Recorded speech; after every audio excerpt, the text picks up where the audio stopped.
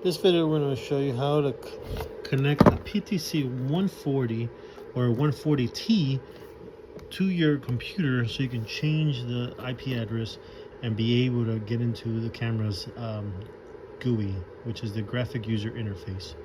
First of all, what I'm doing here is I'm using a PTC-140T version. As you can see, the back of it's going to be different than a regular 140, but the same principles apply to this one as the 140, which is you got to connect the LAN cable directly into your computer. You see, right now they're not talking to each other. Well, I first have to see the HD base T. I have to plug it into the HDT port there. Okay, I'm gonna let that turn on, and so you see it'll do his little dance. Most of these cameras, they have a static IP already built into it, so when they come out of the factory they already have an IP, which you can see I have the HD cable going into that HDMI there, which the HDMI then goes into our monitor here, which you can see up there. It pops up and it says 192.168.5.163. That's our static IP that the camera is set to. So what we're gonna have to do now is go into our computer here, go into our network settings. You can see there, you gotta go into their network status, go over to where it says network and sharing center. But I'll show you how to open this real quick. If you want, you just gotta go into here, and then you just gotta go into settings. You gotta look it up, settings, and that will pop up this page. Okay, so then you go into network and sharing center right there. Okay, and then you can see here the Wi-Fi is on, and then as soon as I connect that, the local area connection comes on. So what you want to do, you want to go into that local area connection right there. Okay, and then that window pops up. You go to properties, and then you got to go to Internet Protocol version 4 right there. Double click that, and that window pops up. When it first pops up, you'll see it'll come out like this. It'll say obtain an IP address automatically. What you got to do is you got to click use the following IP, and you got to set it to the same range as a camera, which is 192.168.5. Now at the end it was 163, but we want to put it at .160. Just, you could do a 161, 162, 165. It doesn't matter as long as it's not the same as what the camera it has.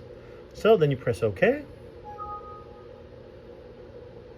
And then you see that, because we forgot to put a subnet mask, which we need. So the subnet mask is actually that right there, 255.255.255.0. You don't need to put anything on the default gateway. Good thing I messed up there, so you can see that in case you guys mess up on that part too. So we'll push OK again, and then we'll pull close. Stay on this page, keep that open. Now go into a web browser, any web browser. You're gonna want to go into your IP of the camera, which is 192.168.5.163. Okay, push enter, and then that screen will pop up, and you just have to put admin, and it should also be admin. So you can see there, that's what it should be. Then you can log in. Now we're going there. So it's okay. So we go configuration right up here in the corner, which will take you to this page. Then we want to change the network of the camera. So we'll see network configure here. We'll go network port. Don't need to change anything there. Then we go to the Ethernet, and then there we go. You see how it's set to a static IP right now. So what you want to do here is actually set an IP address that's the same as your other network. So okay, let's go back here. So whatever network you're on, it's going to give you an IP address. You see here right now we're on this wireless network connection streaming network. I want to find out what range that is. So what you can do, actually, you can go down here, just hit search command prompt. You can see that it's already coming up. Go to command prompt, And then right there, what you want to do is put IP config and then enter, just like that. Now you see all this information comes up. And what we see there is your IPv4 address of your wireless LAN. See, it says there wireless LAN adapter. That's the other one. There's also the Ethernet adapter, which is the .5.160, as you can see right there, that we put that there. .5.160 on the Ethernet adapter. But that's not what the network we wanted on. We wanted in that range, which is 192.168.1.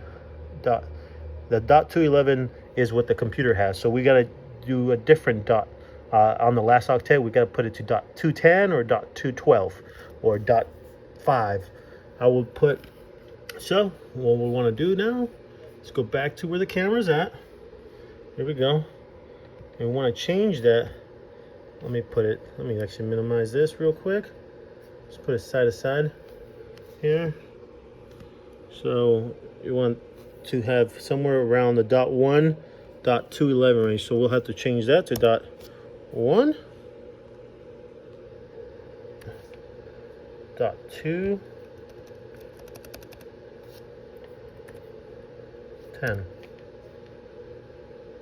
Then you hit save. And once you hit save, I don't have it on here because I'm doing wireless, but once you hit save, it's gonna go into that IP address. I'm not gonna do that because I'm on a Wi-Fi network, and you might be on a different Wi-Fi network that will be close to your router. I'm not close to my router at the moment. So once you set it to that same range as the network, then you can just save it and make sure you keep that IP address safe somewhere, because that's the IP address you're gonna need to put up in here in your search bar. Once you save it, you could disconnect the Ethernet cable from there and connect it right into your router. So you're just gonna disconnect this and connect it right into your router. And this will allow you to kind of go in here and search up that IP address on that network. 192.168.1.210 is what we put it at. But it's not gonna show up because I never saved it, since, like I said, I'm not close to my router, so I can't connect the camera into the router.